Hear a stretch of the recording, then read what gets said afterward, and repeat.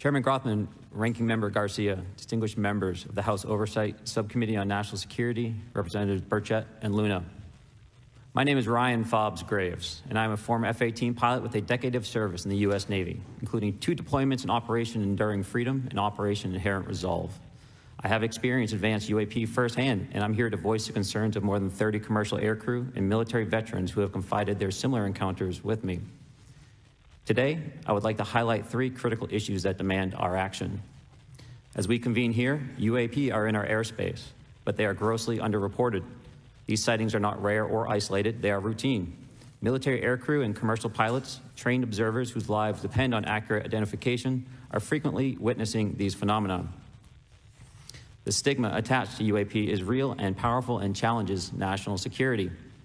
It silences commercial pilots who fear professional repercussions, discourages witnesses, and is only compounded by recent government claims questioning the credibility of eyewitness testimony. Parts of our government are aware of more about UAP than they let on, but excessive classification practices keep crucial information hidden. Since 2021, all UAP videos are classified as secret or above. This level of secrecy not only impedes our understanding, but fuels speculation and mistrust.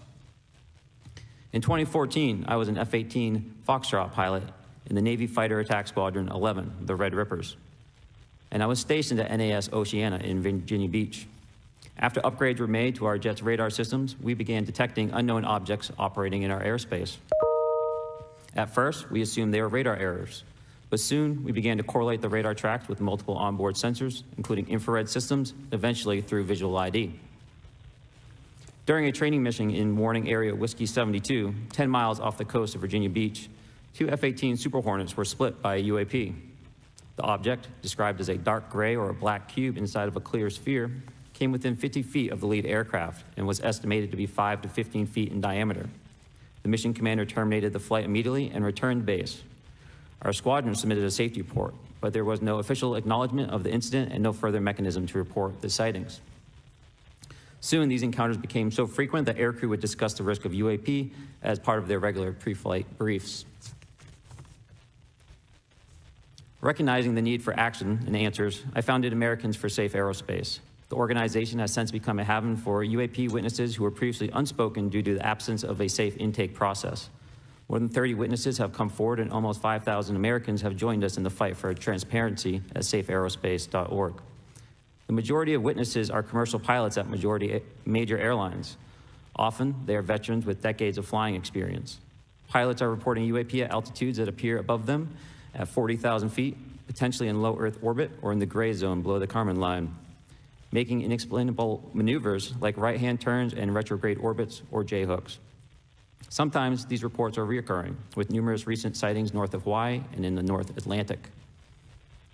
Other veterans are also coming forward to us regarding UAP encounters in our airspace and oceans. The most compelling involve observations of UAP by multiple witnesses and sensor systems. I believe these accounts are only scratching the surface, and more will share their experiences once it is safe to do so. In closing, I recognize the skepticism surrounding this topic. If everyone could see the sensor and video data I witnessed, our national conversation would change. I urge us to put aside stigma and address the security and safety issue this topic represents. If UAP are foreign drones, it is an urgent national security problem. If it is something else, it is an issue for science. In either case, unidentified objects are concerned for flight safety. The American people deserve to know what is happening in our skies. It is long overdue. Thank you. Mr. Grusch. Mr. Chairman, ranking members and congressmen, thank you. I'm happy to be here. This is an important issue, and I'm grateful for your time. My name is David Charles Grusch. I was an intelligence officer for 14 years, both in the U.S. Air Force, both active duty, Air National Guard, and Reserve, at the rank of major, and most recently from 2021 to 2023, at the National Geospatial Intelligence Agency, NGA, at the GS-15 civilian level, which is the military equivalent of a full bird colonel.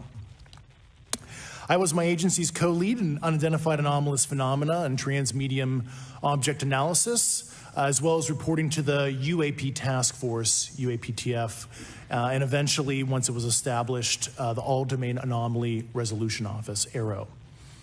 I became a whistleblower through a PPD-19 urgent concern filing in May 2022 with the Intelligence Community Inspector General.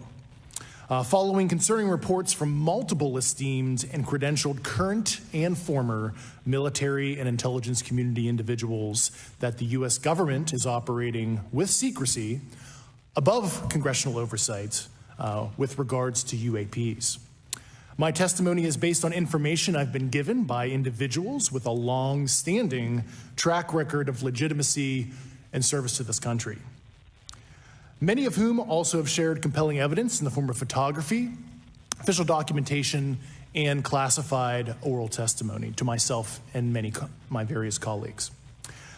I have taken every step I can to corroborate this evidence over a period of 4 years while I was with the UAP task force and do my due diligence on the individual sharing it. This is because of these steps, I believe strongly in the importance of bringing this information before you. I am driven by a commitment of both to truth and transparency, rooted in our inherent duty to uphold the United States Constitution and protect the American people.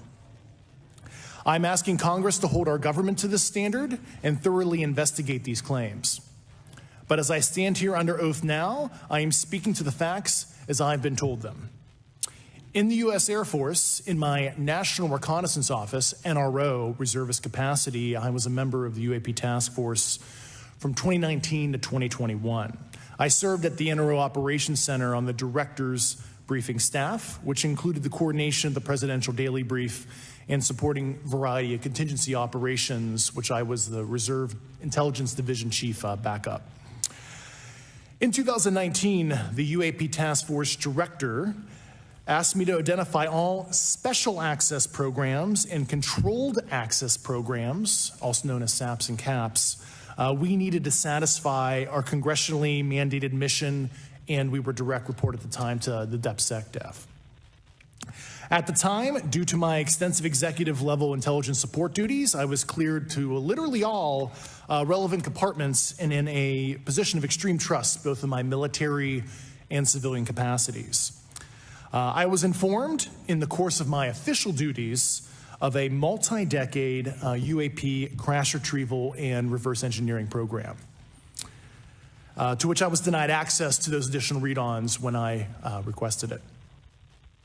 I made the decision, based on the data I collected, to report this information to my superiors and multiple inspectors general, and in effect becoming a whistleblower. As you know, I've suffered retaliation for my decision, but I am hopeful that my actions will ultimately lead to a positive outcome of increased transparency. Thank you, and I'm happy to answer your questions. Thank you. Commander Fravor. Thank you. Thank you, Mr. Chairman, Congressmen, Congresswomen. I want to first thank you for the invitation to speak to the committee on the UAP topic that has been in the news for the past 6 years and seems to be continuing to gain momentum. As you know, my name is David Fravor. I'm a retired commander in the United States Navy. In 2004, I was a commanding officer of Strike Fighter Squadron 41, the world-famous Black Aces. We were attached to Carrier Wing 11, stationed on board the USS Nimitz, and had begun a 2-month workup cycle off the coast of California. On this day, we were scheduled for a 2v2 air-to-air training with the USS Princeton as our control. When we launched off Nimitz, my wingman was joining up. We were told that the training was going to be suspended and we were going to proceed with real-world tasking. As we proceeded to the west, the air controller was counting down the range to an object that we were going to, and we were unaware of what we were going to see when we arrived. The controller had told us that these objects had been observed for over 2 weeks, coming down from over 80,000 feet, rapidly descending to 20,000 feet, hanging out for hours, and then going straight back up. For those who don't realize, above 80,000 feet is space. We arrived at the location at approximately 20,000 feet, and the controller called merge plot, which means that our radar blip was now in the same resolution cell as the contact. As we looked around, we noticed that we saw some whitewater off our right side. It's important to note that the weather on this day was as close to perfect as you could ask for off the coast of San Diego. Clear skies, light winds, calm seas, no whitecaps from waves. So the whitewater stood out in a large blue ocean.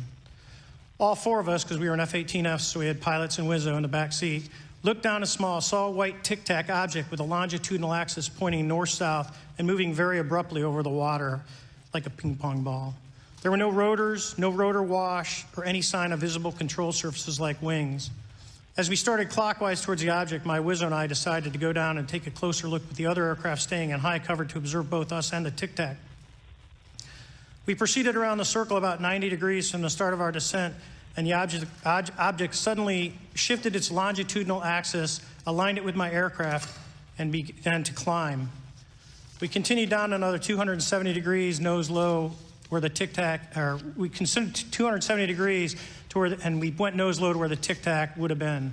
Our altitude at this point was about 15,000 feet, and the tic-tac was about 12,000. As we pulled nose onto the object, within about a half mile of it, it rapidly accelerated in front of us and disappeared. Our wingmen, roughly 8,000 feet above us, lost contact also. We immediately turned back to see where the white water was at, and it was gone also. So as we started to turn back towards the east, the controller came up and said, "Sir, you're not going to believe this, but that thing is at your cap point, roughly 60 miles away in less than a minute. You can calculate the speed." We returned to Nimitz. We were taking off our gear. We were talking to one of my crews that was getting ready to launch. We mentioned it to them, and they went out and luckily got the video that you see, that 90-second video. What you don't see is the radar tape that was never released, and we don't know where it's at, of the active jamming that the object put on an APG-73 radar, and I can get into modes later if you're interested. What is shocking to us is that the incident was never investigated. None of my crew were ever questioned. Tapes were never taken. And after a couple days, it turned into a great story with friends. It wasn't until 2009 until Jay Stratton had contacted me to investigate. Unbeknownst to all, he was part of the ATIP program in the Pentagon led by Lou Elizondo. There was an unofficial official report that came out that's now on the internet. Years later, I was contacted by the other pilot, Alex Dietrich, and asked if I'd been contacted. And I said no, but I'm willing to talk. I was contacted by Mr. Elizondo, and we talked for a short period of time, and he said we'd be in contact. A few weeks after that, I was made aware that Lou had left the Pentagon in protest and joined forces with Tom DeLonge, Chris Mellon, Steve Justice, and others to form Two Stars Academy, an organization that pressed the issue with leading industry experts and U.S. government officials.